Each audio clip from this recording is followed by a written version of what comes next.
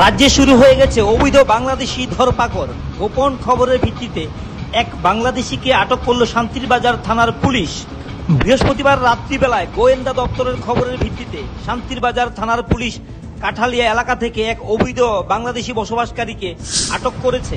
গোপন খবরের ভিত্তিতে শান্তিরবাজার থানার পুলিশ সিভিল ড্রেসে গিয়ে অবৈধভাবে বসবাসকারী এই বাংলাদেশিকে আটক করে থানায় নিয়ে আসে।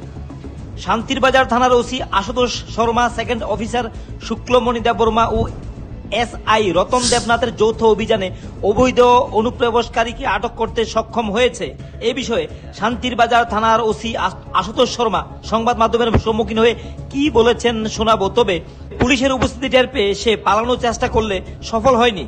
জানা যায়, অবৈধ অনুপ্রবেশকারী ব্যক্তি বাংলাদেশের সুনামগঞ্জের বাসিন্দা পিতামৃত অজিত মিয়া, ছেলে ইসমাইল মিয়া, বয়স 30।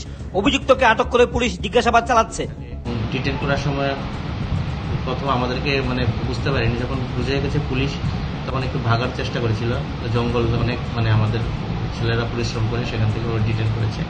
ডিটেন করার পর আমরা জিজ্ঞাসাবাদ করলাম। জিজ্ঞাসাবাদে জানতে পারলাম যে ও বিডি ন্যাশনাল এবং ও নিজেই স্বীকার করেছে এবং ওর কাছ থেকে আমরা এরকম কিছু কাগজপত্র পাইনি যেটা আমাদের ও ইন্ডিয়ান আমরা প্রুভ করতে পারি।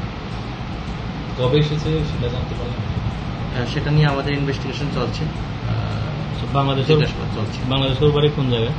বাংলাদেশে ওর বাড়িতে কাঁঠালগ্রাম, ভুগলা বাজার, কাঁঠালগ্রাম ভুগলা বাজার, আর থানাও ভুগলা বাজার, আর জেলা হলো সুনামগঞ্জ। ওর নামটা? ওর নাম ইসমাইল মিয়া, বয়স 30 বছর। বাবার নাম লেট আজিত মিয়া।